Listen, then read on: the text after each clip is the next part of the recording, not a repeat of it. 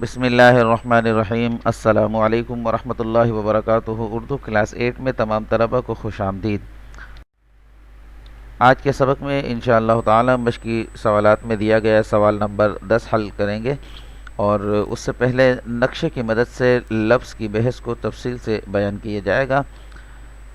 مرکب تام کی اقسام یعنی جملہ انشائیہ اور جملہ خبریہ کے بارے میں بتایا جائے گا، ان کی تعریفات بتائی جائیں گی، اور پھر آخر میں انشاءاللہ مثالوں کی مدد سے سوال نمبر 10 حل کیا جائے گا۔ آج کے سبق سے جو ہمارا مقصد ہے وہ یہ کہ اردو زبان کے قواعد سے آشنا ہو جائیں، یعنی اس کی پہچان ہمیں ہو جائے۔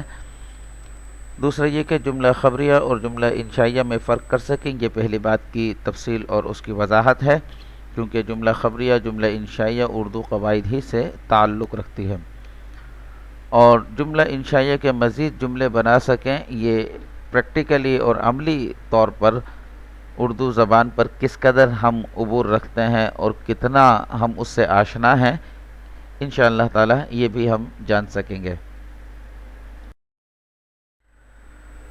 یہاں آپ کے سامنے لفظ کی ہیڈنگ ڈلی ہے۔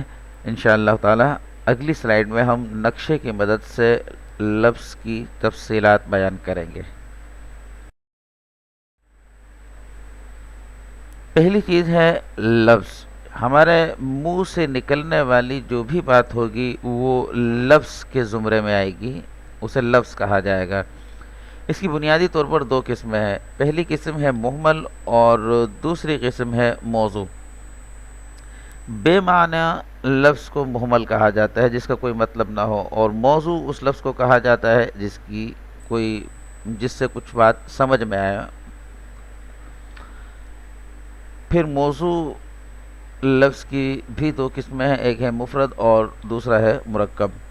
اکیلے لفظ کو مفرد کہا جاتا ہے اور دو یا دو سے زیادہ الفاظ کے مجموعے کو مرکب کہتے ہیں۔ پھر مفرد کی تین قسمیں ہیں، اسم، فعل اور حرف۔ کسی شخص کے، کسی چیز کے، کسی جگہ کے نام کو اسم کہا جاتا ہے، اور کسی کام کو فعل کہا جاتا ہے، اور اس لفظ کو جو اسم اور فعل کے درمیان رابطے کا کام کرتا ہے حرف کہتے ہیں۔ مرکب کی بھی دو قسمیں ہیں، مرکب ناقص اور مرکب تام۔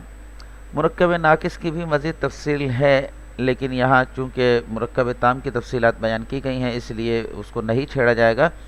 مرکب تام، اس کی دو قسمیں ہیں، جملہ انشائیہ اور جملہ خبریہ۔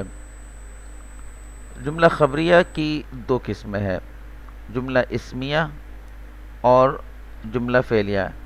یہاں پر جملہ انشائیہ اور جملہ خبریہ کی تعریفات نہیں بتائی گئی، انشاءاللہ وہ اگلی سلائیڈز میں آپ کے سامنے پیش کی جائے گی۔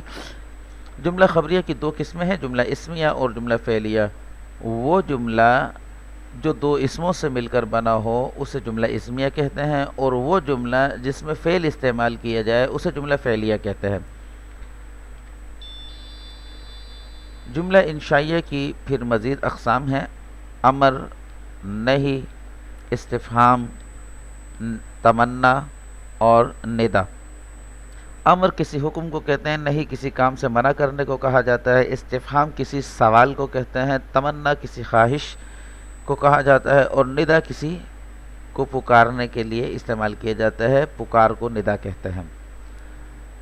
انشاءاللہ امید ہے اس نقشے کی مدد سے اردو گرامر کو سمجھنے میں بہت زیادہ مدد ملے گی۔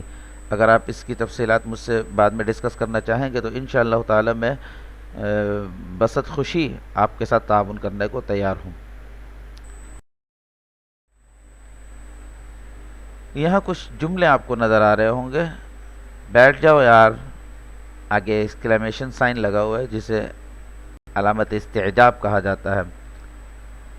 کوئی بھی سوال نہ کرے، کیا وہ لاہور میں ہے آج کل؟ کاش میں بھی چلا جاتا۔ احمد بھائی، احمد نے اپنی شادی کی اطلاع بھی نہیں دی، آج میری طبیعت خراب ہے۔ سر عمر فاروق پاکستان ٹور پر گئے ہیں۔ زید تو پاگل ہے، حماد استاد آدمی ہے۔ اب یہاں کچھ جملے آپ کو دکھائی دے رہے ہیں، یقیناً اس پر مزید بحث کرنے کی ضرورت ہے، جو دوران کلاس ہم ضرور کریں گے۔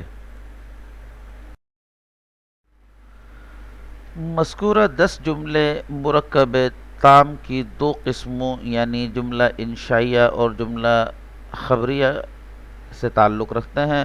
پہلے 5 جملے جملہ انشائیہ کے تھے اور دوسرے 5 جملے جملہ خبریہ کے تھے۔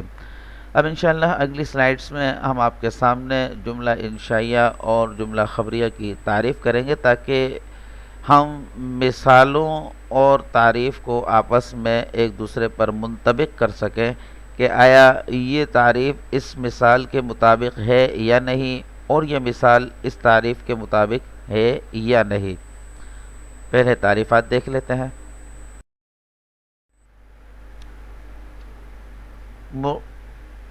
جملہ انشائیہ کی تعریف۔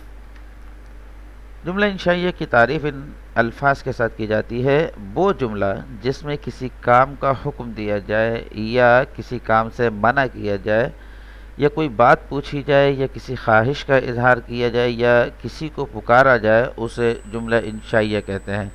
اس میں 5 چیزیں آپ کے سامنے ہیں: کسی کام کا حکم دیا جائے، کسی کام سے منع کیا جائے۔ کسی کام کا حکم دینا امر، کسی کام سے منع کرنا نہیں، کوئی بات پوچھنا استفہام یا سوال، کسی خواہش کا اظہار کرنا تمنا، یا کسی کو پکارنا ندا۔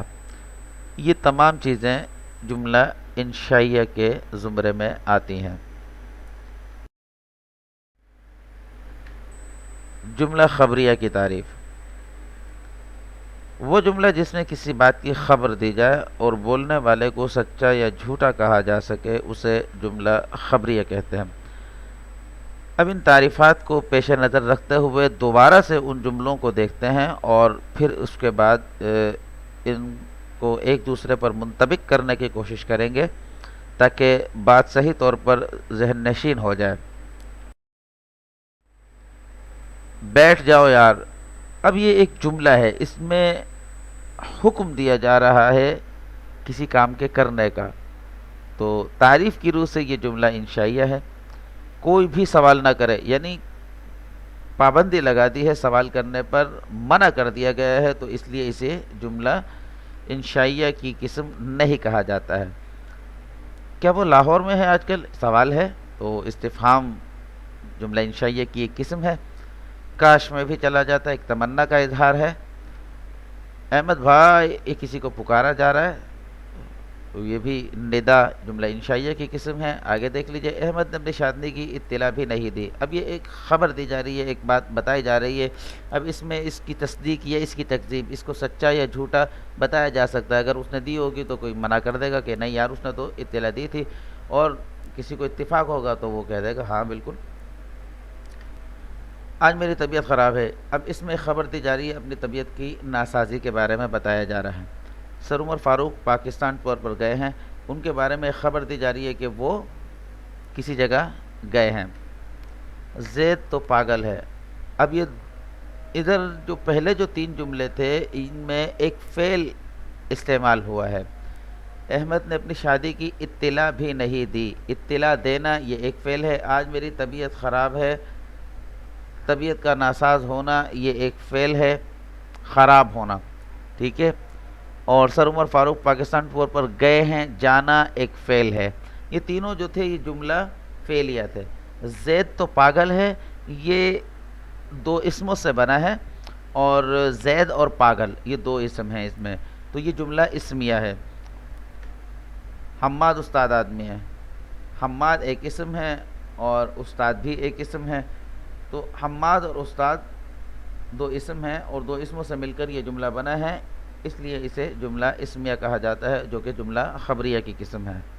امید ہے آج کا سبق بخوبی آپ کو سمجھ میں آیا ہوگا۔ لہذا اب ہم سوال نمبر 10 کے حل کی طرف بڑھتے ہیں۔ جملہ انشائیہ کے تمام حصوں امر، نہی، سوال، ندا اور تمنا میں سے ہر ایک کے 2 جملے بنائیے۔ انشاءاللہ امید ہے آپ تمام طلبہ اس میں مایوس بالکل نہیں کریں گے۔